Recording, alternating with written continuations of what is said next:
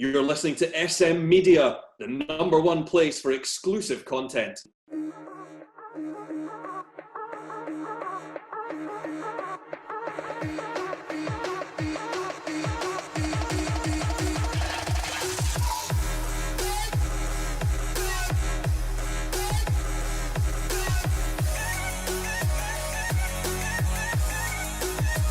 Hi everyone and welcome to the debut episode of the Scottish Football Show for season 2021-22. I'm Scott McPike, delighted to be your host as always. We've taken a wee break over the close season after our Euros extravaganza, but we are back with Scottish football. Scottish football season's underway. Joined by the panel as always, Rory isn't here. Mark Wilson is though. Mark, how are we? Fine, thanks Scott. Delighted to be back after my terrific Euro predictions. It cost me 20 quid, so hopefully my predictions this season will be better than last and the Euros now. Definitely. Shankers is here as well. Shankers, welcome back. How are we? I am good, Scott. Looking forward to another season in Scottish football, and it's good we've got somebody to cover the Championship as well this season. It's going to be good. Yeah, we're going to cover it. We're going to cover all four. I knew you'd have to get that in him. I knew that was We're going to cover all four leagues in this show, and we're also going to cover the West of Scotland. Obviously, you might have seen some of our West of Scotland content over the past few weeks. We'll be making a wee announcement about that later on in the show, but we're going to start off with the SPFL Premiership, and we'll take a look at the 6 results over this weekend. So Rangers beat Livingston 3-0, Dundee 2, St Mirren 2, Ross County 0, St Johnstone 0, Hearts 2, Celtic 1. Today we saw Aberdeen 2, Dundee United 0, and Motherwell 2, Hibs 3. We'll start with Rangers. Rangers kicked off the season with 3-0 victory over Livingston. Hadji, Wright and Roof with the goals. Shankers couldn't ask for a better start. Rangers could they? It was just comfortable. They've got more gears. It was as easy as they wanted it to be. Aye, it's obviously 3-0, plenty of goals and a clean sheet, as you said. You couldn't. That's the start you're looking for. I think it was expected. I think Livingston could struggle this season. Obviously, we're going to make predictions and stuff later and see how far away we get with them. But I think Livingston could struggle this season. I don't think that'll be the first heavy defeat that they'll suffer. So pretty routine for Rangers. Good to see Scott Wright in the score. I think he could have a big impact this season for Rangers and feature a lot more than he did obviously in the back end of last season. So pretty routine performance, and for what I'm led to believe, they weren't hard pushed for it. I don't think it was as if Rangers were at their top level. I think if they wanted to step it up, they could have. So it was a good result. I think that as well. I think they've got more to offer. I think there was a few players missing. Morelos still to come back. There's Ryan Jack was missing, things like that. But it was as solid as they could expect. I think there was one eye for Tuesday night, the game against Malmo in the Champions League. But Wilson, who stood out for you? What did you think of Rangers' opening day victory over Livingston? Well, I think both of you have just kind of hit the nails on the head there. You mentioned through the week, Scott, about the squad depth at Rangers now. And I think because you've been away from it for so long and obviously the difficulties he's had, Rangers fans will be happy now that it looks, and I know it's only one game in, but it looks as though, just turning up and kind of turning teams over at Ibrox now. I think they've, 20, home game wins in a row or something that they got in from last year as well. I wouldn't say they looked a well-oiled machine, but again, it's the first game of the season. But again, the easiest job at Ibrox must be Connor Goldson, Holland or Alan McGregor's kit, man, because those kits for a lot of games this season won't need washed. So you have to admire that. Rangers are going to have to, I think, slightly change the way they play. I don't think Stephen Gerrard was expecting Livingston to put 11 men behind the ball and then after the sending off 10 men behind the ball. So I think Rangers will maybe sacrifice possibly a defender or a defensive midfielder and try and find maybe, say, 2 number 10s to try and pierce holes in teams if teams are just going to sit in like that. Now, again, it's very difficult for, the weaker teams to go, say, let's go to Ibrox and have a go because it could end up, cricket scores.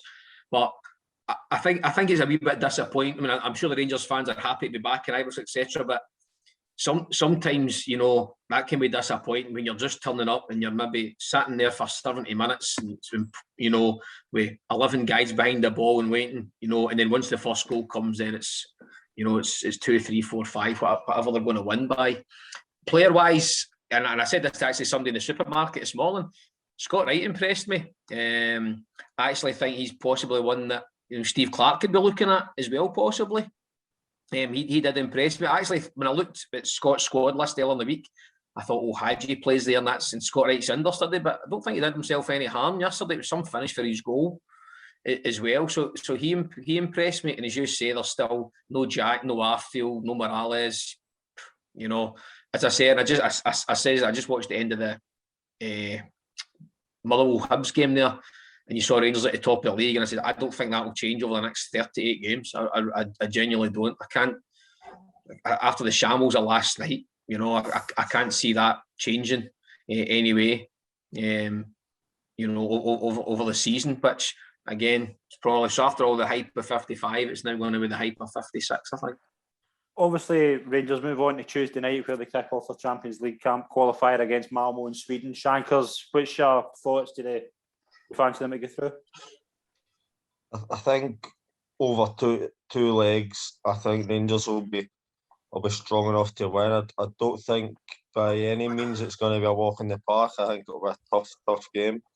But I think over the piece, if it was for a one-game shootout, it might be different. If it's a one game almost, I kind of treat it like a kind of cup final type thing. But over two legs, I think Rangers will be too strong. I was actually surprised Lundstrom didn't play yesterday, but I don't know if they're looking at him for Tuesday night and think maybe, I know maybe a bit of arrogance or that, but I think maybe Livingston at home we can afford for him not to play, because he's featured in most of the pre-season games, so it will probably be one eye on Wednesday night. Went with the team selection yesterday, so a tough game. I think it's good when the teams are away first, and then if they do struggle to get a result, and then they're coming back, take home in the second leg if they need the result. Mind you, away goals and stuff like that's all scrapped now. So yeah, it's going to be big on Tuesday for Rangers, but a comfortable start to the league season for them. Dundee 2, St Mirren 2, Wilson. It was an even game. It was a red card, obviously, for Dundee changed the game. St Mirren came from behind twice. Brophy and McGrath with the goals, and Shaughnessy got an own goal for Cummings, but for Dundee.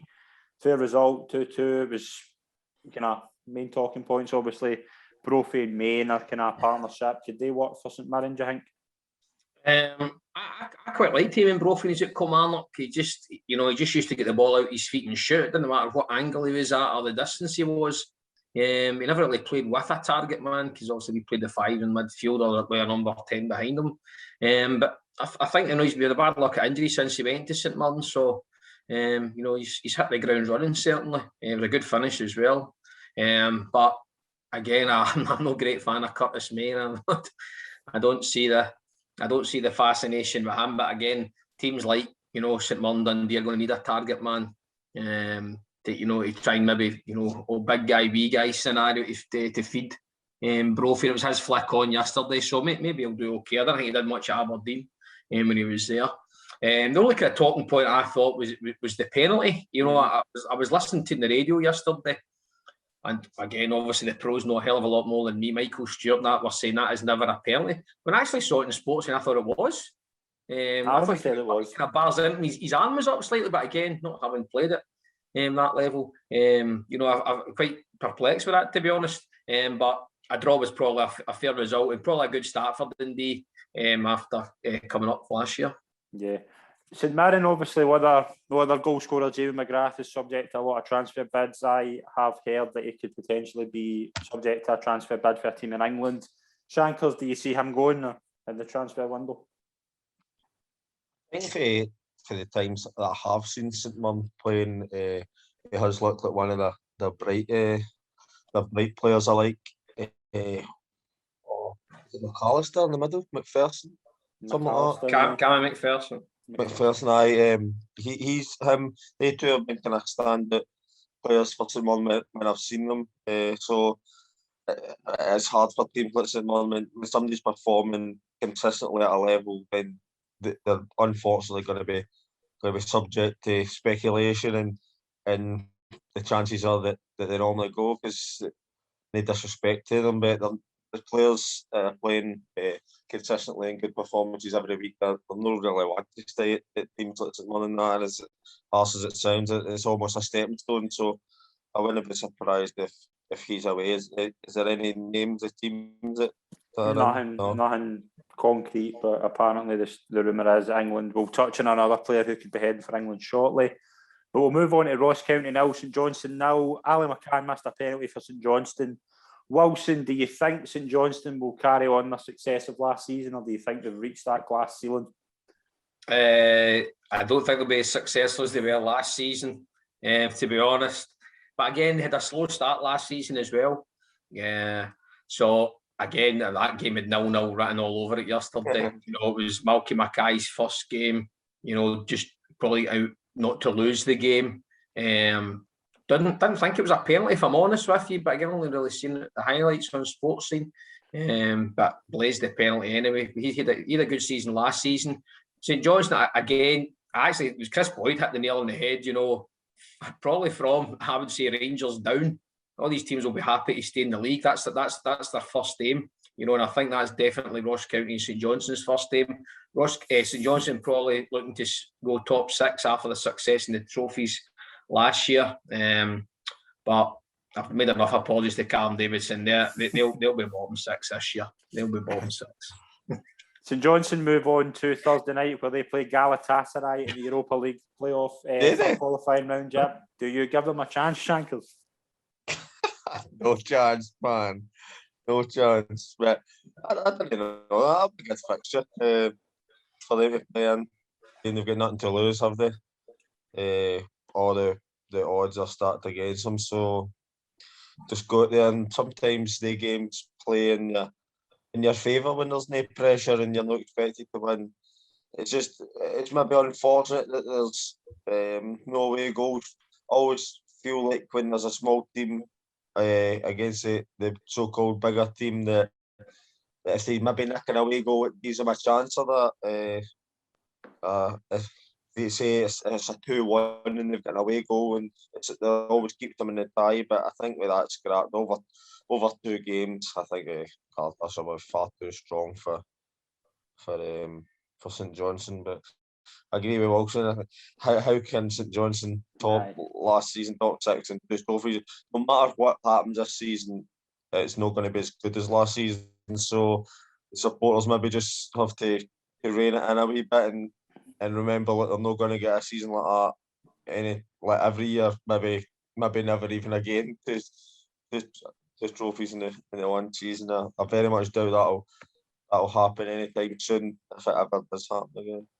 Wilson, this Galatasaray team lost 7-2 in aggregate to PSV, who will then go on and play Midtjylland. We'll touch on them in a few minutes. But do you give St Johnstone any chance? Do you think Callum Davidson could pull it out of the bag again? You've written him off so many times. No, I know, but I mean, again, Galatasaray is a big European name, but I don't think they're anything what I like. I would love to see if there's no restrictions in Turkey, if the Galatasaray fans will be in 9 hours before the game. Welcome to hell for St Johnstone coming in, and maybe 100 supporters at the most. I mean, on paper you wouldn't give St Johnstone a chance, but sometimes you've got to look at the Galatasaray players, you know, and they come to McDiarmid Park, you know, they're in for a culture shock as much as vice versa on the away leg. So I think if they can get something at home, a 0-0 or a 1 each or something, or stay in the tie, but I think out there it could be curtains, unfortunately. But then it's a glamour tie. First game's away. First game at home. Well, the first game's away, is it? Right. Well, I think it'll be over by next week, and they'll send under 19s for Turkey to McDiarmid Park, I would imagine. Saturday finished with a game at Tynecastle. Hearts 2, Celtic 1. There is a lot to get through here. There's months of stuff we need to touch on here, but we'll start off with giving full credit to Hearts for the victory. I would say Celtic were the better team, but Hearts did take advantage of some very, very bad defending. But Wilson, since last night's result, you've been at us to give you give you the time to chat about this. The floor is yours. Tell us what's happened. What was your thoughts in the game first of all, and then what do we think of this Celtic situation that's festered again from last season? On the game, again, possession stats were high in Celtic's favour, but I've said before, I'm going to say it on here, and you can slag me every subsequent week from now on, but Callum McGregor is a one-man team. Celtic now find themselves back in the 90s, where Callum McGregor is Paul McStay and the only good player at the club. The rest can go. Every one of them can go. And it's not a case of, Celtic need a few players in. Celtic need a first team. And whether that starts with the rumours about Joe Hart, folk are saying, I don't want Joe Hart, I don't want this. Any professional goalkeeper playing in the third choice at a Premiership team in England is better than the 3 goalies Celtic have just now. There's no doubts about that. Again, the same fella I was talking to in the supermarket this morning, big Celtic man, and I was astonished about how bad Greg Taylor was last night. And I'm a massive fight. He was unbelievable at Kilmarnock, and now he can't even put a cross into the box. He can't get by a man. Now, again, you would think when you go from maybe a lesser team to a bigger team playing with better players and all that, you become a better player yourself. Unfortunately, that kid's went backwards. Ralston has been at Celtic 10 years and played about 3 first-team games, and it showed why. Just maybe a lovely guy, not good enough. Okay? And I know you can get through the whole team. I mean, I think, is Chris Julian still in Dubai? Did he get left there? Because 2 centre-halves, absolutely dreadful. As I say, Callum McGregor is the only player on that team. And again, Celtic need to take a big hit this season, because if the likes of Edouard, Christie don't want to be there, don't play them. You're surely Edouard, and now again, this is me, and Mark, and if Rory was on, may think a wee bit different. If I'm Odsonne Edouard and I want a move, I'm not basing my move on maybe 2 seasons ago now, because he done nothing last season and he's done nothing so far this season. I would be knocking my pan in to try and get that move. I would be trying my hardest, and he is not. And I don't accept that from any professional. Right, I was keen to get your thoughts on this before we move on to touching a bit more about it. But Celtic let go. Obviously, today we heard Cham had left. Celtic's back 4 that finished the game against Midtjylland were Anthony Ralston, Stephen Welsh, Dane Murray, and Adam Montgomery. Yeah, and you could make a player between all 4 of them. Right, but they're young. But that's doesn't matter. That should be in that situation. They've let go of Frimpong, right? You've been on here saying how sold Frimpong. Yeah, sold Frimpong. Sold El Hamed. Yeah. Brought in a right back from Everton who we know didn't do well enough to get a permanent contract, whatever the case may be. Let go of Jack Hendry, right? I'm not saying Jack Hendry's Celtic class. I'm not saying that at all, but he's a better option than throwing a young boy in his third appearance to play in a crucial Champions League game. Oh, it's complete, yeah, and I'm going to go through the whole mismanagement. Yeah, the whole mismanagement from top to bottom. I'm going there because I don't know, have Celtic priced Odsonne Edouard out the market? The Celtic think they're going to get 25 million for him? Because that's not going to happen. What's he worth though? Like, if you were a transfer for last night's performance, I would just get him off the wage bill, because that level of performance is unacceptable in a Celtic shirt. But why then? That's fair enough, but Albion Ayeti's sitting on the bench, and I'm not. But it gave him the captain's armband in the first pre-season game, and now we can't throw him on. Exactly. What's going on? Like, I don't. I mean, when Angie comes in, he's got to look for every squad again. Maybe everyone gets a clean slate, start again. Let's see what's available, and he tinkers about to see, right, okay, I've seen these guys a couple of weeks at training, couple of games. This is what I need. Now, he did say in one of his comments, maybe I've not been forceful with the board, to get more players in. But even the Celtic board, even if you're not a football person, you must be looking at the performances last season and going, oh my goodness, this guy could do 100 million to spend. And this is where the problem there lies on the playing side. Celtic don't need 3 or 4 squad players to beef up the squad. Celtic need 8 or 9 starters in that team. Yeah. Now, you can bring in Messi, Ronaldo, Verratti, etc. These guys will still need time to gel. So therefore, even if he gets 8 signings in before the transfer window, they're going to need 8 to 10 games to gel. By that time, it's Christmas. By that time, they're 30 points behind and out the League Cup. And it's another flop of a season. And as I say, I'm not going all out with the violence and whatever happened last year with Neil Lennon throwing fences, etc. But, and as I say, the very intelligent man I met in the supermarket this morning, if he doesn't buy season tickets, somebody else will. Celtic fans need to be voting with their feet, stop buying merchandise, stop attending the games, because they've been taken for an absolute ride. They are being absolutely humiliated and taken for a ride because they're putting that amount of money in. They were shafted last year with their season tickets and off, and 9 times out of 10 the television didn't work for the games, and then they're offered £50 back, then asked to pay another £600 to £1,000 again. And it's completely unacceptable. I know there's a protest planned, which unfortunately I don't think is going to be a peaceful protest. I don't think I'll end up a peaceful protest. There's a protest planned, is it? I think for the next Sunday, the 8th of August or something, it's planned for. Now, again, I agree with a protest. I don't agree with what's unfortunately the subsequent violence that may follow from it. But I would be irate as a Celtic supporter looking for answers.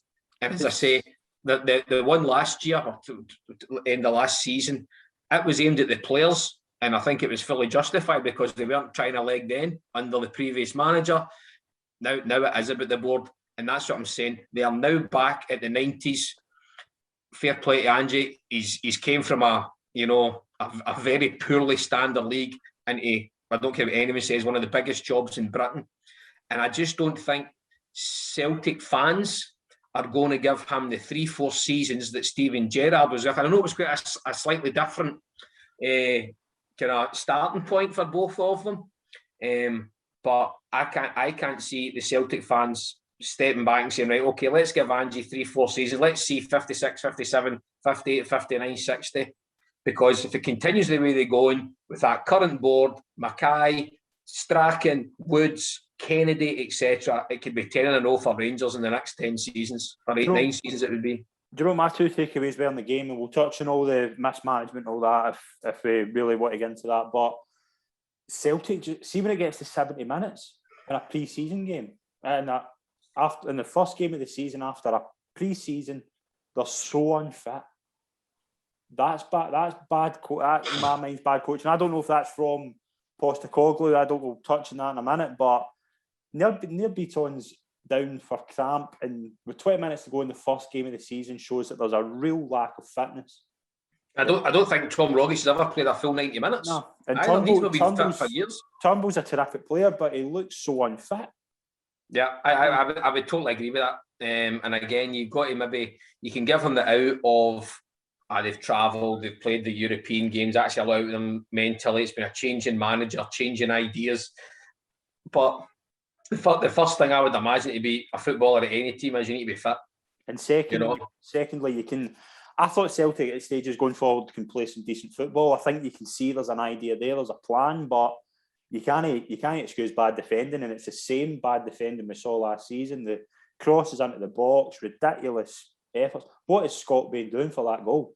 And again, that's where that's the same problem though for last season. You look at guys like, why is Stevie Wood still there? That's 3 Celtic goalkeepers that are all never Celtic class. Now, he may not be signing them, but he's training them. Is he telling him to stand and 4 yards out in the middle of the goals at a cross front of the box? I would hate to think so, because I wouldn't tell my boys' club goalkeeper to do that. No. And as I say, everything about the club from top to bottom, to the cups of tea, to the hoop of the huddle pies, is a shambles just now, an absolute shambles. And as I say, the fans, to get anything back, need to vote with their feet, but they're not going to do that because they'll lose their season tickets. And this is going to be a painful season for Celtic, watching 56, a high chance of 4 Old Firm defeats in a Rangers treble. And it's not the fans' fault. This is down from Law to Lennon to Dominic Mackay to these players, and none of them are taking responsibility for it. And again, and I know we laugh about it on our chat an awful lot, but Dave King is on the money. And when he said the pack of cards, or house of cards, he is on the money, because now you're seeing it.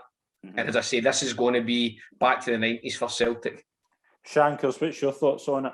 Like, the game as a whole, and then we'll touch on Postecoglou. Just get like Postecoglou and the whole situation. What's your thoughts?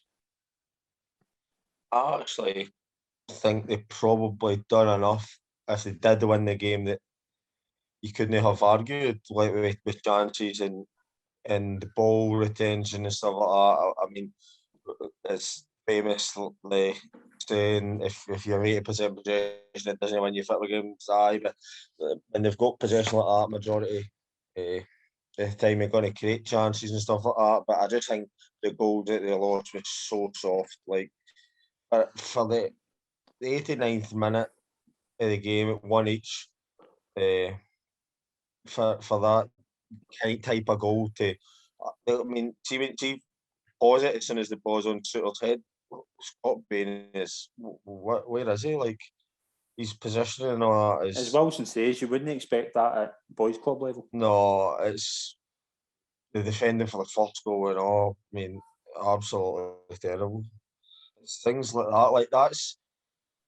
But sometimes you can't coach like decision making like that for a player. Like, that's just things you can't actually coach. Like Scott Bain running out there in the middle of nowhere. Like, he's made that decision. You know what I mean? Like, I don't think it's I think it's just an individual error type thing. But it's coming for.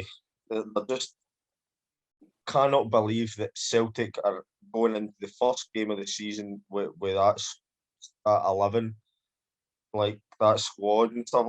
I thought in pre-season, like, they had loads of players out and like maybe away for coming back for international duty, stuff like that. Like, and that was the only reason these players are playing. But there's no, like, as Wilson said, Ralston, I cannot believe he's still at Celtic, never mind their first choice right back now. I just cannot get my head around it. The goalkeeper situation, you know, Craig Gordon, the Hearts goalie, he ends up putting off two brilliant saves at the end of the game, saving the 3 points for them, and they got rid of him. I don't know the situation. I actually read something. It was to do with contract. They were trying to almost underpay him or whatever. They've offered him less money, but I'm not sure how true that is. But Ange must be looking and going, we got rid of him for free, and we've left with these two goalies. I mean, what was it for Barca? 4 or 5 million. How many chances is he going to get? Like, he's been dropped about 5 times now. There can't be any way back for him, surely. Scott Bain was playing for like some Motherwell or something like that. I don't think he would look at a place, but for first choice keeper itself, because I don't think it's just it is a mess for top to bottom. And actually, part of me feels sorry for the manager because he's been absolutely hung out to dry. Like, see when you're saying that about Postecoglou, like, and Wilson, I'll kind of bring you in this as well. 3 games in, no wins. I know that's he's been handed a really bad set of circumstances. I wrote about it last week. And how much time does he get? Like, how much, like, if Thursday night Jablonec beat them in the Europa League, like, what's next? How long before the board? Because right now the board are getting all the criticism, and rightfully so. But if results keep happening, it's not long until it does turn on the manager, whether it's fair or not. That's just the way it goes in football. What is it? Yeah, but I mean, I think the best thing for Celtic this season is to get knocked out of Europe and not have that, worry, of playing in that Conference League on a Thursday night, and just try and stabilise yourself in this league. Again, I don't think the punters will judge the manager until he's got his, starting 11, maybe 4 or 5 signings but down the road. He's not even allowed to bring in his own coaching staff. So how? Well, that goes higher up now again. And if I gave Eddie Howe a lot of criticism, didn't think he was a big enough name, for the Celtic job. But if that's the reason he didn't take the job, then fair play to him, because getting lumped with Larry, Curly and Mo in that dugout, no manager with any credence, or any manager, that's a name as such, is going to accept that. Postecoglou possibly finds himself in a situation where, oh my goodness, I've got a chance of managing, one of the biggest clubs in Europe here, size-wise, not in terms of trophies or anything. I've got, this is a chance of a lifetime for me. And I think it's going to be a wee bit similar to Ronnie Dyler, although Ronnie Dyler won leagues. I think this is going to make this guy ill, and if he lasts a couple of seasons... You do already see it, like 3 games in, he's just... He's the pressure, yeah. He's going to be thinking, the pressure is, oh my goodness, I can't cope with this. And then he'll go back to Japan, he'll go to one of the teams there, he'll win 5 league titles against Sturton and Talbot up there, and he'll probably have a nice life. But there has to be a mentality thing, and I touched on this, and we've touched on this before, and folk will say, but Steven Gerrard was a rookie. Steven Gerrard played in some of the biggest games, that were ever played for Liverpool and for England. So he knows how to deal with pressure, the same pressure he was under at Liverpool to perform every week is the same pressure he is under at Ibrox. So it's second nature to him. This guy's, came from a league where the pressure's not the same, and the punters aren't the same. And he's came to a team where, if you're opening 3 games, as you say, were Galatasaray, home and away, and Rangers, you would think, well, we've lost 3 games, but, fair play. You're playing against Midtjylland, who I think Rangers beat 7-3, 7-2 last year, 2 years ago, and Hearts, who are terrible. Hearts are not a good team. See, the thing as well is, it was so predictable. You knew there was a goal coming. They're dead in the feet. As soon as Ralston gave it the 2s up to the Hearts fans, you knew a goal was going to come for his side late in the game. See if you are Ange Postecoglou. The fans the fingers, did they? No, he wasn't getting the 5, but he was right up going, yeah, giving it big licks of one each at Tynecastle. Right, I'm going to throw this out to everybody in the comments as well. They can send their comments in. If you're Ange Postecoglou, what positions do you need to get as a priority?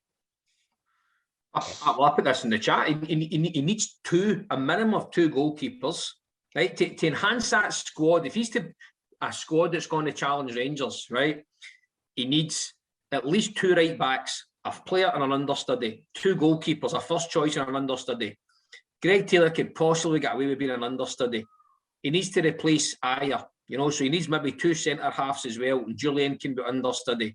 He needs 3 players or 4 players in and around the midfield with McGregor and Forrest, and then he needs at least 3 strikers, maybe 1-2 first choice and a sub striker. Get rid of the rest, get rid of the deadwood, pay them out their contracts, get them up the road.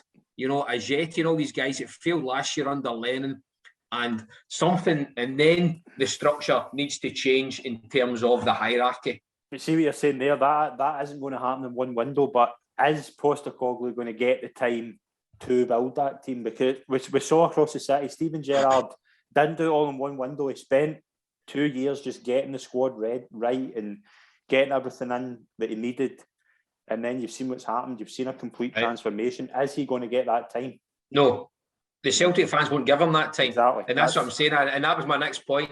How many fan protests, etc., were there since Gerrard's taken over? Right? Yeah. There's already one organised for this Sunday or next Sunday, whatever it is. Now, I know it's aimed at the board, and again, Celtic fans will feel sorry for the manager, but I feel sorry for him, honestly. I can't help, and I just think, and again, this is just a personal decision, I can't help saying, right, we'll give you the job, but you've got to keep, you can't bring in people you trust, people that, your own sports scientists that you maybe know better, somebody you've made contact with years ago. No, for all we know, it could be one of the best coaches in Britain that Postecoglou's pals with that wants to bring to Celtic, but they've said no because John Kennedy and Gavin Strachan are there. Well, when it was first mentioned about Postecoglou, I was told, and I've done the interview with the Australian journalist was Postecoglou, he was quoted as being Postecoglou's guy when this was all happening. He told me there was a deal to bring in an assistant coach and a fitness coach, and then a week later, it was not back. Yeah, so that's why the protest at the club. But that's the thing. Again, Postecoglou is never going to knock the job back because of how big a job it is. He's maybe never going to get offered a job like this again. I don't think he will. There's a morality issue. Eddie Howe, is never going to manage a club as big as Celtic. So he's got the balls to knock it back and think, well, how can I run the place if somebody's making the signings? And as I say, you've got Larry Curley and Mo in the background. How on earth can I run that ship the way I want it? Because that makes me look like a failure. But it's the thing as well. I understand if they want to keep Kennedy and Strachan and like Woods, as you say. Why do you understand that? I can understand that if they were well thought of and the fans thought of them. The fans don't want them there. That's what I'm saying. I don't understand how the board can expect to get away with that scot-free by keeping John Kennedy, Gavin Strachan, and the likes of that. And when they had such a bad rap after the horrible season of last year, I don't understand. So that again, that's why the protests are happening at the club. Yeah. The club should have sacked these guys. Now, I'm sure they're very good at their jobs. But sometimes you go, and John Kennedy will say, "Oh, I was part of the treble or whatever." But when Brendan Rodgers was there, John Kennedy was about number 7 in that dugout. Do you know what I mean? He was behind Colo Torre, you know? So why they feel this, you know, somebody, and no one wishes end what happened to John Kennedy's career, but if they turn around and say, right, we need a new head teacher at one of the local schools. Oh, John Kennedy got injured at this school, let's just give him the head teacher's job. It doesn't work like that. It does not work like that. Now, I can understand if they turn around and says, right, okay, we're going to give the job to Sean Maloney. Sean Maloney's possibly pals with John Kennedy. He earns the right, or he's brought in with a manager. I bet Angie Postecoglou has never heard of John Kennedy or Gavin Strachan. I go back to... And he's been told that that's your assistant managers. It's laughable. I go back to when Caixinha was at Rangers, and it's a similar type of thing. Caixinha had to beg to get a Scottish assistant manager in, and ended up with Johansen because they wanted to completely reshape the club. And then you go, did that work? No, it didn't work. But what I'm saying is it's a similar type of thing. Celtic need a fresh start, a complete fresh start. You're not going to get that with two guys who've been there last season. And Gavin Strachan's a meme. Every time you see Gavin Strachan, it's there's laptop boy or iPad boy, whatever he's called. That's what he's known as in the Celtic support. And that's maybe unfair. He's probably got some coaching abilities, I don't know, but you can't. There's no goodwill with the fans if you keep John Kennedy and Gavin Strachan there. And I will feel sorry because the inevitable is going to happen. Celtic are going to have a shocker of a season, and then they're going to get rid of all these guys, and the next manager they bring in is going to be allowed to bring in all his own people, and therefore you think, and then they might not. It might be a wee bit like kind of Martin O'Neill, where Martin O'Neill brought in his own people, was successful. The standard of football wasn't, what Celtic fans are used to. It wasn't great. It was 3-5-2 big boys, but it was successful. Yeah. Whereas Angie could possibly have these guys playing unbelievable football, but some of them are incapable of it. Absolutely incapable. And then the next guy that comes in is going to get his own way, his own transfer budget, his own staff, etc. And as I say, the poor fella's been hung out to dry. And I can see, in my opinion only, in 5 years, this guy writing a book and saying the biggest regret in my career was taking the Celtic job. Shankers, you want to add? I can't help believe that they two are still part of the Celtic first team staff. I just cannot get my head around how the board have wangled this one. I'm honestly lost for words how they two are still assistant manager and first team coach. I just don't get it. I was talking to somebody last night and we were saying, Eddie, how that's the reason he's not got the job, he's not getting his own people. And I totally get this guy can't turn down a job this size, but that's for me that senses an element of they don't trust him if about bringing in his own people. They obviously don't trust him to get it right, and I don't know if they trust him with money to sign players. I mean, they've just signed They have spent money, but it seems to be the iron money. But they're no trust. They need to give him. I reckon they need to give him £30 million or something, and go and get players that he wants and players that he needs. They need players, and as well as says, they don't need like Rangers adding Lundstrom and Sakala, 2 players just to add to what they've got. Yeah, it's almost like a full fresh start. Like they've got Forrest and Christie, etc. Aye, they're good forward players, but Celtic still need like Sir Christie. He'll be wanting to go in a year or two, maybe even sooner. Edward, he could possibly go to Wilson's right. It's like 8, 9 players that they're needing, and that is not going to happen. This season, they're not going to go and sign 5 players this window, 4 players in January. It's just not going to happen. So I really don't know where they go next year. I honestly don't. I can't see them turning him and giving him the money. I really don't think they trust him to weigh the money, because it's as if, well, if we go and give him £30 million to sign players, right, and then 6 months down the line they're 10, 12 points behind, say for instance, and then he gets sacked, then the next manager is left with the players that he's signed. So I don't know. It's a bit of a mess, like at Celtic Park now, and I really don't know where they go for here. There's major changes needed, but I honestly don't know what's next. We'll move on to today's games. Aberdeen kicked off their season with a 2-0 victory over Dundee United with goals from Hayes and Ramirez. Wilson, were you impressed with Aberdeen? No. I was impressed with the result, to be honest. I felt a good solid start. Obviously, Stephen Glass has now had time to implement, his different styles of play, etc. He's signed a few of his own players that he wanted in, including obviously Scott Brown. And maybe Aberdeen, that's the kind of type of player they needed. They're a wee bit rudderless for years without a kind of on the pitch leader. Whether Scott Brown's got the legs to play every game, I would say no. But maybe just his kind of presence in and about the dressing room and things, and on the field for certain amounts of time, might benefit Aberdeen. If the big striker scored in his first kind of league game, hopefully he'll go on a wee bit of a run, because they don't have the likes of Cosgrove now. So it's a good solid start. I do again. I felt the same about Dundee United. And I know we've had the pandemic, and the finances at every club's not quite what it should be. But I feared for both. I felt Stephen Glass and Tam Courts were kind of biscuit tin appointments, a wee bit like Celtic. And I actually think, or over the piece, I think both could struggle. And when I say struggle, I think Aberdeen might not be their customary, second, third. Dundee United, I really fear for if Shankland doesn't start banging goals in, ASAP, then I would really fear for them. And I don't mean bottom 6, I mean bottom 2. Shankers, what was your thoughts on Aberdeen's 2-0 win over Dundee United?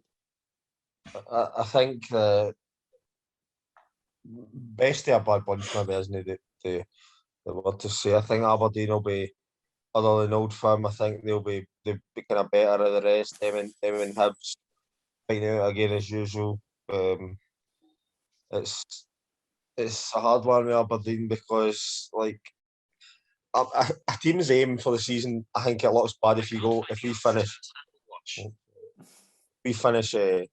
third. They have to be aiming for third, but with the finances and stuff they've got getting at their disposal, it is hard. I mean, Dundee United, as Wilson says, they could find themselves down that bottom end of the table last season. They weren't too impressive. New manager, strange appointment, possibly. Aye, it's different. If it's kind of outside the box, but 2-0 Aberdeen. Scott Brown, I think he'll lift the standards of the Aberdeen players and the team. As Wilson said, I don't think he'll play 90 minutes every week. He'll probably want to like that. I think I kind of get that sense, and that's the type of person he is. But I think he'll be a very important player for Aberdeen this season, and he could maybe possibly pop up in one of the predictions later on that we've got for the season. Very good. We'll move on to the final game. Motherwell 2, Hibs 3. It was a thrill of the day. We'll touch quickly on Josh Doyle. Shankers looks as if he's leaving to go to England. There's a bid come in today from Watford, so it looks as if he could be heading down south. Do you think Celtic's no? Do you think he could be an option? Like, if I know 5 million looks to be the fee full. I don't know if that's all up front, but it does look as if there's going to be a bit of money paid for Josh Doidge. Do you think he's worth that? I think the whole potential thing comes into it when like Watford's not buying him for the heat, or they're buying him for here now, but he's young, he's going to develop into a player, and they're probably looking that if we buy him for 5, we could sell him for 25 and things like that. But I think that's the way they've got to look at it. But I think he's still only, what is he, only 19. 21 or something?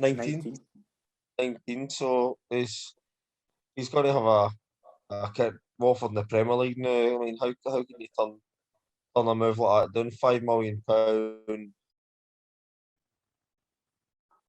It's probably a fair reflection. I think Scottish teams get done a lot with fees and stuff like that because of the players. So it's hard. It's probably that was his kind of first full season, that one, wasn't it? So £5 million probably is a kind of fair reflection. I think Hibs would be clever to stick a sell-on clause in that contract, in that transfer deal, because the potential of him moving up higher. But I think it's a good bit of business for him going to Watford and for the club if they get £5 million. But they would need to go and try and replace him. They've got Lewis Stevenson there, but they maybe need to go and try and get a left back in, and who knows who you could go and get. It's they've got another young boy coming through all that, but I think they would need to go and buy somebody for there to place. I don't think Stevenson will have 90 in him for 38 plus games. But Hibs got the job done the day with 3-2 victory. It was a really good game. I really enjoyed watching. There was a lot of good goals and a lot of good performances. Wilson, what was your takeaways for the game? Yeah, I thought Hibs were good value. It was a really good game actually. For first game of the season, it was quite robust. End-to-end stuff. Always an early goal helps that. Again, I thought Boyle and Nisbet were very good for Hibs as well. But as I say, I think going back to the Josh Doig, £5 million's a drop in the ocean to Watford. He'll probably be understudy to Ashley Young or something, down there. But as I say, £5 million's, like us spent, or a Scottish team spending £500,000. But I think he spoke about a replacement there. I think Greg Taylor would be a great replacement. To get him out the firing line at Celtic, I think he maybe has to continue his place in the Scotland squad. I think he has to, up his game slightly. And as I say, I think now, unfortunately, Celtic fans have made him a bit of a kind of hate figure due to the kind of performances and things. I think obviously trying to replace Kieran Tierney at the time. So I think there's a replacement for me for Hibs with £5 million to spend.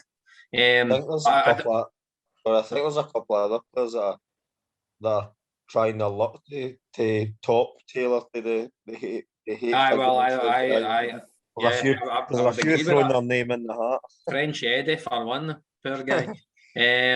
But I think, and to be fair, on another point on Hibs, I think Hibs won the best away strip so far that I've seen. I really like that away strip. And as much as it pains me, actually, the Rangers Black one's actually not bad too.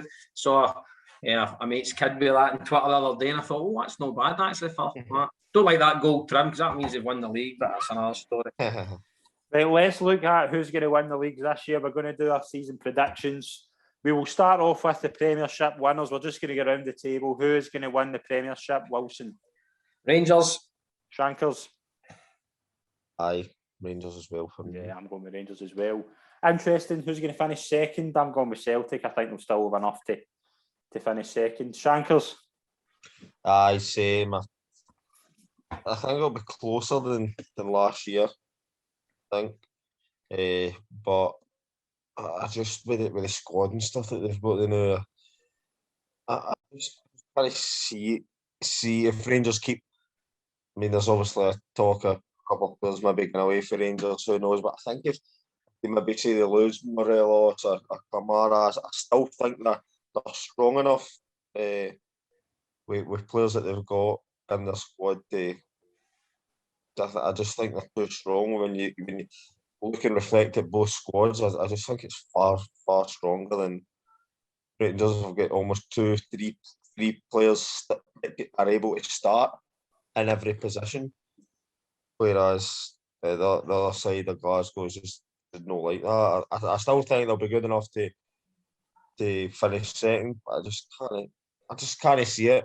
Maybe I'm wrong, and come the end of the season, all our predictions will be up in the air, but I just can't see anything other than Celtic finishing second.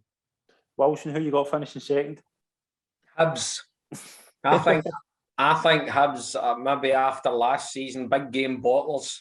I think now, if Jack Ross can get the mentality right and a wee bit more consistency, as I say, I think Celtic have fallen so far back. It's a toss. They're not a Rangers now. Celtic are now a Aberdeen, Hibs, kind of team now, and I think those three will fight it out for second. I think this could be a potential disaster season for Celtic, not finishing the top two. That's a big call. That's a big call. That's a Callum Davidson type call. We'll see how. He's going for the reverse psychology. That's what he's doing. Oh, no. Always honesty.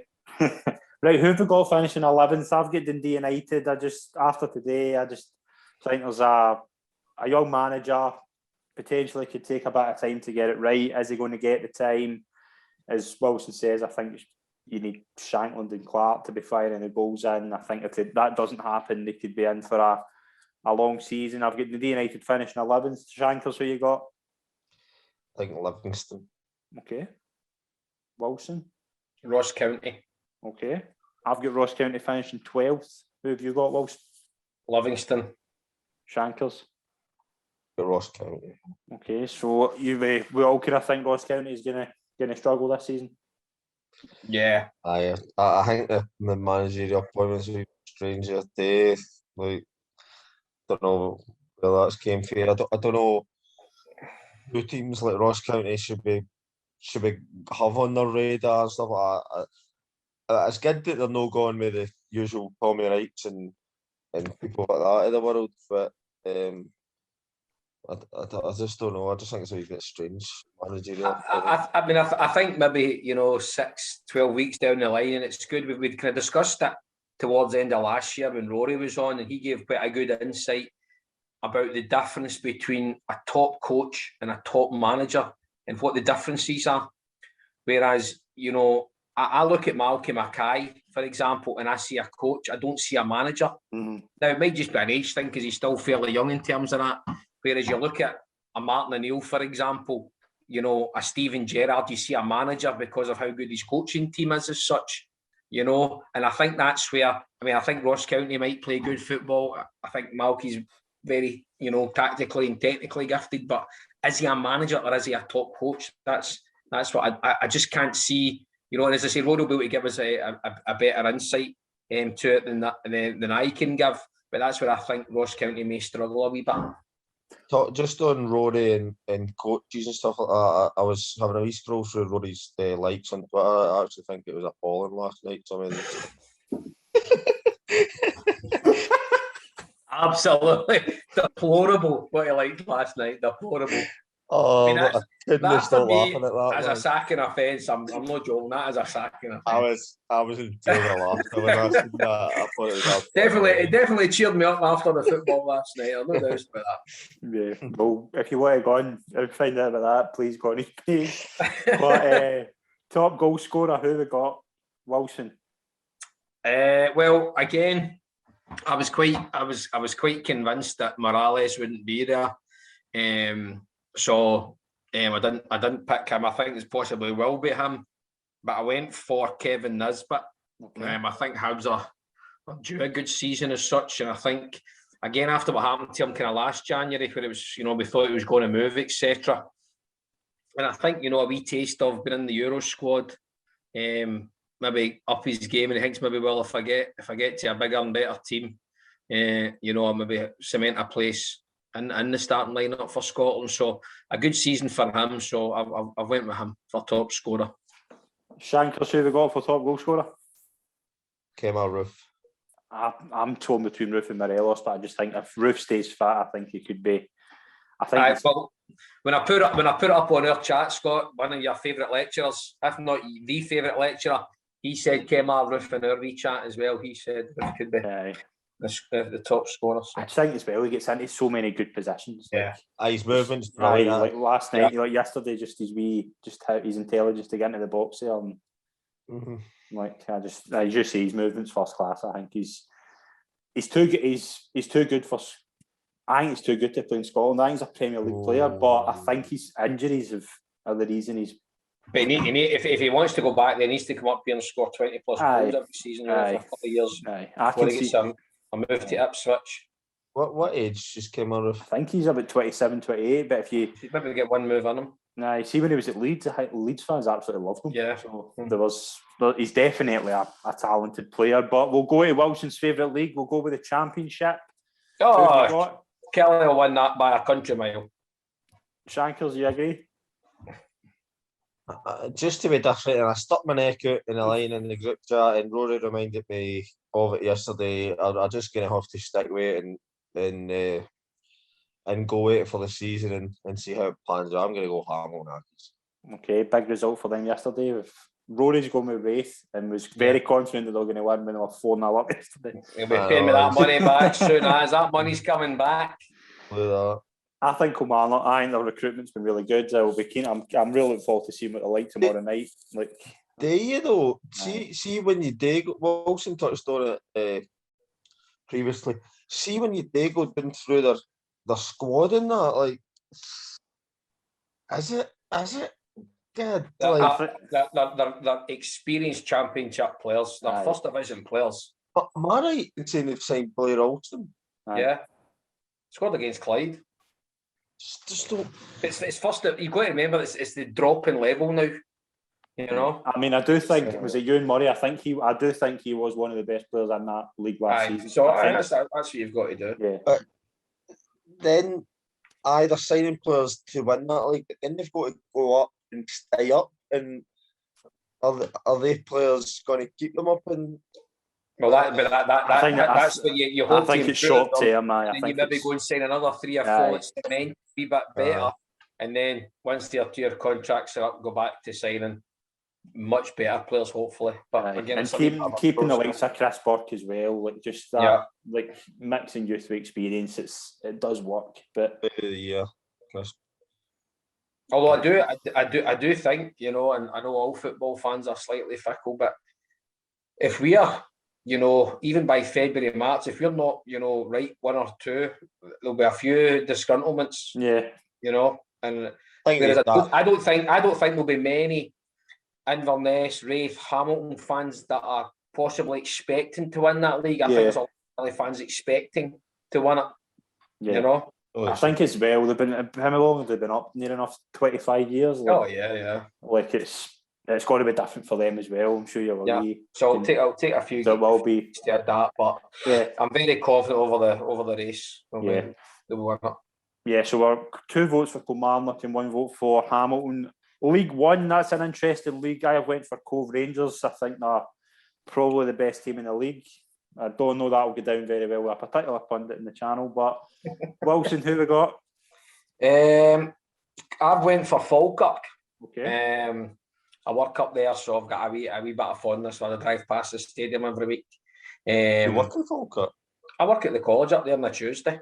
So a wee bit of there. And Gary Holt's there as well, who I've got a lot of respect for. So I think Falkirk. I think Paul Sheeran again, very untried. He was at Aberdeen a long time. Yeah. David Bagan, who's a friend of the show, played with him at Inverness, speaks very highly of him. But again, I'm looking at that and going, is he a very, very good coach or is he a manager? So I would like to see if Paul Sheeran does well with Gary Holt there as well. So I'll go Falkirk. I'll go for Falkirk as well. See just on that, but Gary Holt, he's looking after family anyway up at Falkirk, isn't he? See his boy got a 2-year deal, the goalie. Oh, his boy was a scholarship in America for a few years. So he has got as a goalkeeper, so he got a 2-year deal. Was he training with you for a while? Did he train with Talbot for a while? Trained 2 sessions, maybe something like that. But he forgot to bring his horns, so. We'll move on to League 2, and I hope we have an interesting league here, but I only see this been a 1-horse race. Wilson's favourite kit supplier, Andy Barrowman, is the man at the helmets. Celtic Hearts, the sport. Don't even talk to me about him.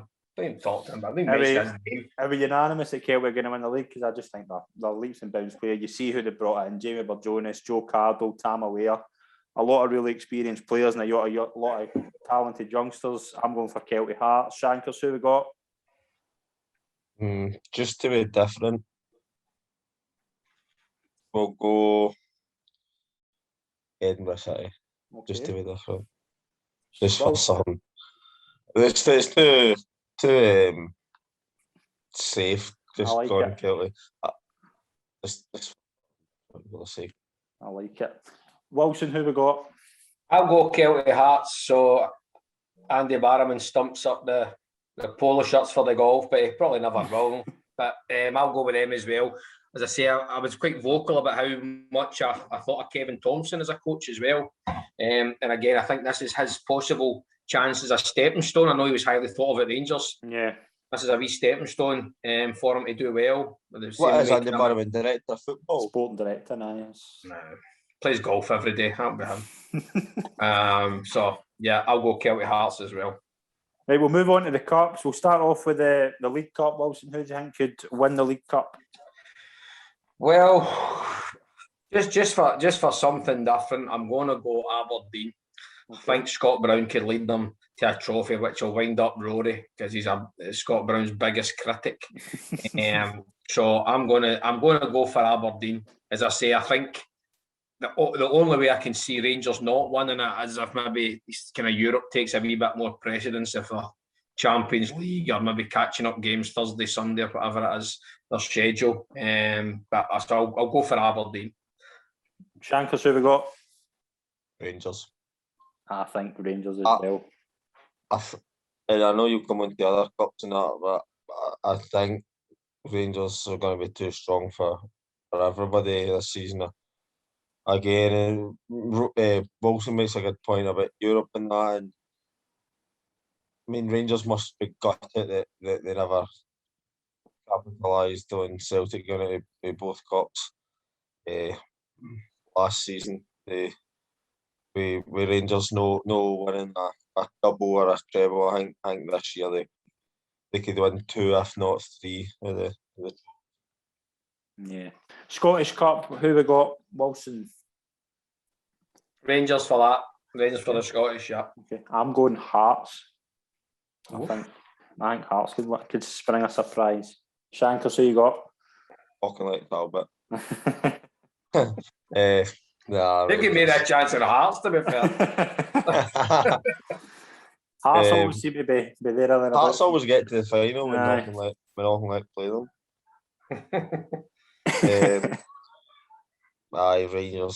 Rangers for me. Too strong, Rangers are too strong. I mean, I think this will be a bigger catastrophe than last year if they don't win the treble this year. Right, two more before we move into final questions, and we've got a wee announcement at the end. Player of the year, Wilson. Oh, player of the year. Well, I suppose a wee bit like David Turnbull I was last year. I'll go for Callum McGregor because he's the only player at Celtic. So I think if Celtic do anything this year, it's going to be a massive weight on his shoulders. I think, as I say, I think he's the only player at the moment there.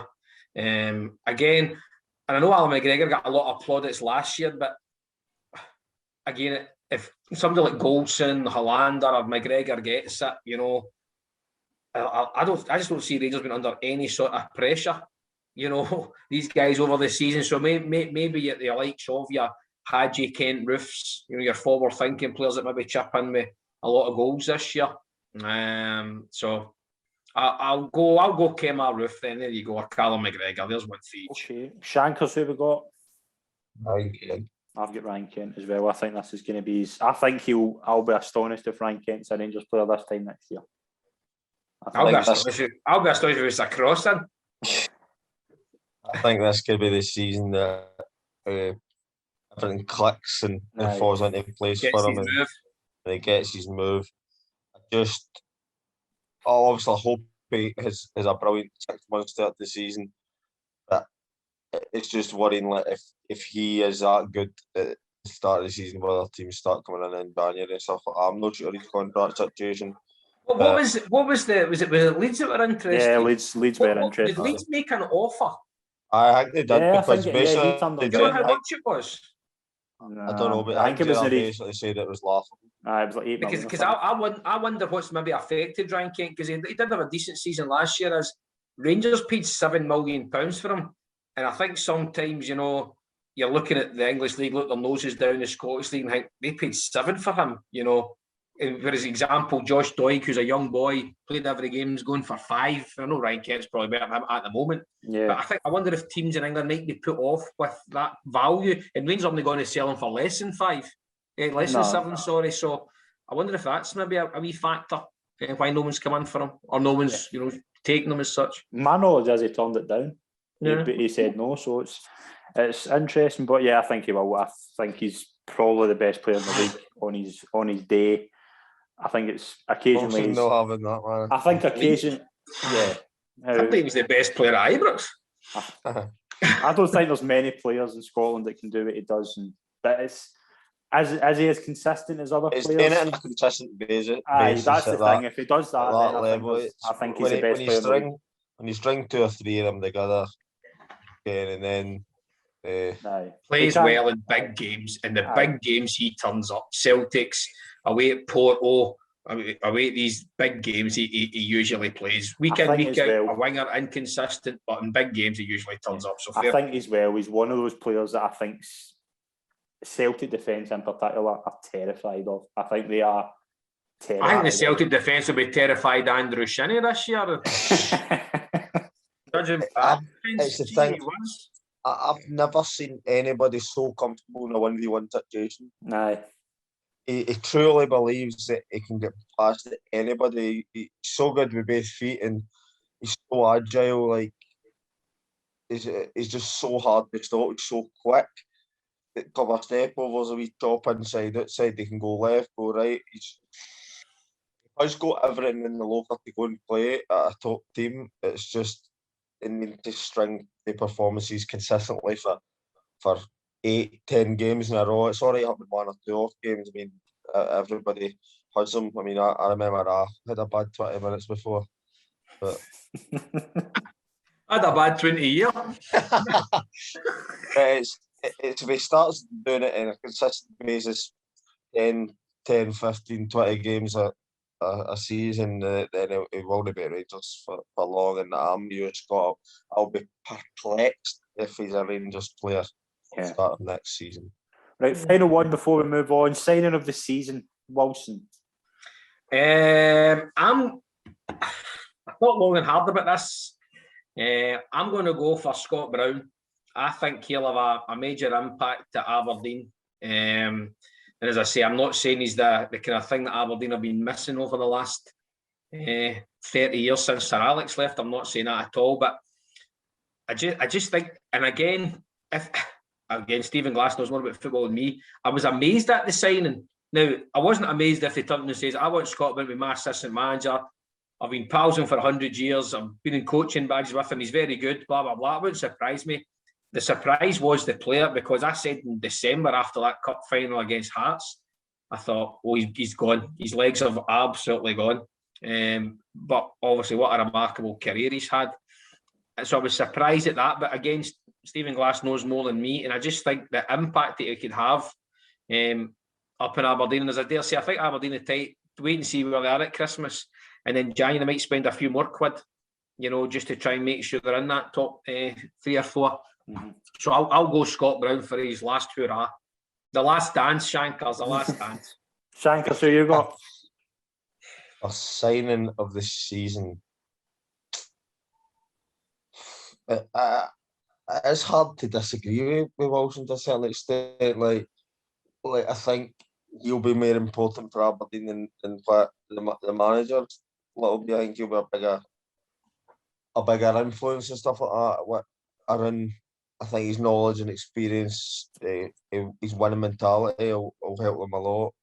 So it is hard to disagree. I'm not really been anything else to say like going about the other teams. I mean, to to suggest that there is a sign of the season. My other one, Shankers, sorry to interrupt, with Lundstram. Yeah, he was a player at Sheffield United, but for free as well. And I know, but again, and we don't know what's going on behind closed doors, but I wonder how you can fit Lundstram, Davis, Arfield, Jack in to that midfield. Kamara, Aribo. And that's what I'm saying, is there something we don't know happening? And he's thinking, well, I'm not going to have X, Y, and Z at the time. But I was impressed with him at Sheffield United even last year when they were toiling. Yeah. You know, and I think he was a kind of possibly Rangers Scott Brown as such. You know, I think that's kind of the job he was designed to do. So I think he could be right up there, but sorry to interrupt. I think it probably is today too. I mean, I've not seen enough of Fashion Sakala previously to. I mean, like Lundstram, you find yourself watching a Premier League game in Sheffield United, and you see him 5, 6, 7 times a season, and you can tell straight away that he's a decent player. I've not seen enough of Sakala to go and call that he would be signing of the season or anything like that. Can you say Scott Wright? No, I know he only had 6 months. He never really played a lot. I think he could be a very important player for Rangers. I think signing the season, you're probably looking at somebody that's just signed with a club. What about the Japanese guy that came on for Celtic yesterday? He looked the part. Wow. Why, Kevin? I mean, again, I know every club's the same. Yeah, one game though. The Celtic number 8 shirt that's been blessed by Paul McStay and Scott Brown and Brian McClare to give it to this guy. Holy moly, man. He was awful yesterday. Awful. See, be fair, he get bullied in the first 3 tackles, and that's what his game's going. He's just going to get bullied. He was in isolation that morning, to be fair to him. You're a good player. You come out and you prove you're a good player. Do you know what's going to strike me about that? He'll have never experienced a pace like that before. Pace of football, aye. Yeah. The J League and the A League, which I'm a fan of. It's a walking pace compared to that. Yeah, man, give him the number 56 shirt or something, but not the number 8 shirt. The number 8's a marquee signing. Can I give him 56? The Anthony Ralston has that. That's why I give him 56 and give him 293. We have a big game in the Championship tomorrow night as Kilmarnock take on Ayr at Rugby Park. The first Ayrshire derby in the league for how many years, Wills?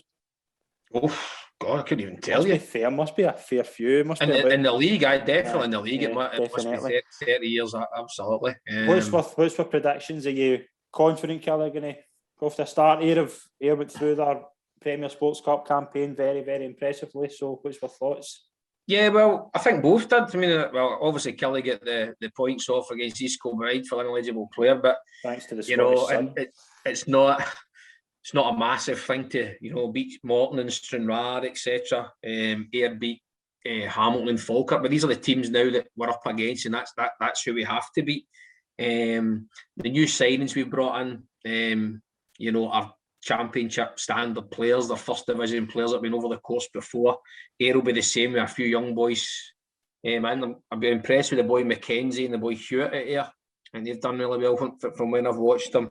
And they've got Aaron Muirhead, Craig Salkeld. But I just think, Kelly's going to have about 4,000 fans in.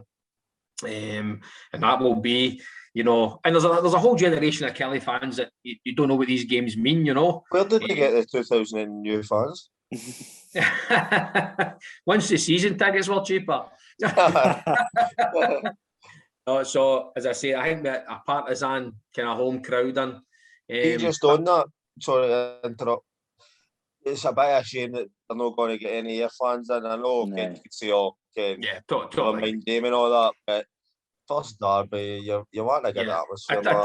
I totally agree, and again, I think that would add to the atmosphere and add to the occasion as well. I mean, Kelly's stadium holds like 18,000, so I don't understand how 4,000 can't be in 3 stands and then give Ayr, 2,000 or 1,500, whatever the social distancing the thing stands for. I definitely don't get that, to be honest. I would like to have seen Ayr fans at the game as well. But I think Kelly's strengths are kind of on the pitch. I think the squad's okay. I think Ayre's strengths are the dugout. You know, Jim Duffy, bags of experience. Yeah. David Hopkins done well at, you know, Livingston, Morton. You know, he got a move. Was it Bradford they went to down south for a spell? I don't think it was particularly successful, but I think that's a big strength. You know, Jim Duffy is top coach. So I think that's where it'll get tough. I think if you asked Ayr fans, they would take a draw just now. I don't think Kelly fans would. I think they need to lay down a marker that we're the team to beat, we're the favourites as such. And as I said, I think the crowd now will just kind of will get Kelly over the line tomorrow. I think if Kelly's got an early goal, I could see it being 2 or 3. And I don't think there's players now in the squad where there's that thing hanging over them, because every time we seem to play Ayr when Kelly were the bigger team as such, we get beat. Yeah. But I don't think there's anyone in the squad now that's possibly experienced an Ayrshire derby as such now. So I'll go Kelly 3-0. Big call. Shankers, what we got? I think just for the sake of the show, and obviously as a former United legend, that I'll go with Ayr sneaking a win. You know, I'd love them to get pumped 5-0, but just for the balance of the show, they've done reasonably well against Kilmarnock, if my memory serves me well. Recently, we think they were in each other's Betfred Cup group, or a couple years ago, at Somerset, and Andy Geggins scored the header, 1-0. Trying to think of time before that. I remember 2-2 draw. I remember that. Andy Williams. I was right young. Dean Keenan. Alex Williams. They kissed the referee. Aye. Andy Williams, is he not a sign? Dino scored he did that. I think he scored. I've not actually seen him post anything about that. I remember I was about 12 or 13. I remember. I don't know if it was they used to play an Ayrshire Cup every year, and I don't know if it was an Ayrshire Cup game once, and I can remember it quite clearly that it went to penalties, and Chris Innes hit a penalty, right? Who was a centre half at Kelly. And I'm sure it hit the roof. See the front panel of the roof behind the Ayr end? That's where it hit and dropped back. It was that high a penalty. Like, he missed it. And I'm thinking, because obviously it was the same end that those years after Kelly had won the cup, Andy Walker scored the penalty. So it was right at the Ayr fans. And this was possibly the worst penalty you'll ever see. You know, so they've always had that, you know, kind of wee edge on us, especially at Somerset. So, but I think the rights will be put tomorrow. We'll be fine tomorrow. We are going to wrap up the show there. We're going to make a quick announcement before we finish up. We are going to be announcing a new show called Scottish Football Show Extra, which will happen on Fridays. We'll take a look at we'll keep our in-depth coverage of the West of Scotland Football League that we've been starting the past season. Shankers, how buzzing are you through back playing football, and what's your thoughts on the coverage we've provided so far? I think any coverage at our level is good for the clubs and for the level. Obviously it's you know, trying to get away from this juniors brand now, and it's this West of Scotland League senior football and all that. It's a bit kind of cringy saying it, but at the same time, but it is what it is, and I think any coverage at the level is good, and it's good to be back. It's good. I know the whole thing of fans and all that, but again, we love the fans and stuff like that, but it is generally good to get back in and play in front of supporters, and it just adds to the atmosphere. I mean, getting shouted number 10, you're a fat bee every week. I mean, that's... I get shouted at in the house, so it's nothing new to me there. So it is good, and like when you go to places like Kilwinning, Glenafton, now you've got Davo as well, it's going to be good to be atmospheres, and it's going to be good numbers at the kind of game. So it is good coverage, and I'm looking forward to it. It's going to be a tough season, 38 games as well, so plenty bumps in the road. I'm a bit torn. I'm a bit torn with the West of Scotland now. You know, I've got good friends at many clubs. You know, Chris Strain, a good friend of mine at Kilwinning, so I want to keep an eye on them. Obviously, Mick Kennedy's on the phone to me every day asking advice and tactics and all that stuff. So, I've got Darvel there. Darren Henderson's a friend of mine up at Hurlford as well. I want to see them do well. Shankers, not really a friend of mine. Don't really want him to be a friend of mine. But Talbot's let go of Stevie Wilson, so maybe follow up with them a wee bit. But as I say, it is in that squad. Just to say, I think the coverage has been excellent. It's the first thing I do is maybe it's an Ayrshire thing. You know, once you've seen Kelly or was the Premier League results, then the first thing I would go and look at would be what was the junior results today for Hurlford, Darvel, Talbot coming up. You know, because you know guys from your area that play with these teams. And just to get that results up at 5:30, you know, straight on Twitter after every game, and you say, "Oh, I wonder if Jamie Wilson scored for Cumberland today. I wonder if Shankers scored for Talbot," and it's been really good coverage, especially for a neutral like myself. But we're going to be covering that in depth in the Scottish Football Show Extra on Fridays. But we're also going to cover, if there's midweek games, if there's clubs in Europe and things like that, we'll cover Scottish football as well. But we will be back on Friday with another show. Thank you very much to everyone that's tuned in. Wilson, Shankers, been an absolute pleasure as always. Our first show back in the new season. And we'll see everyone on Friday. Thanks very much, everyone. We'll see you soon. Cheers.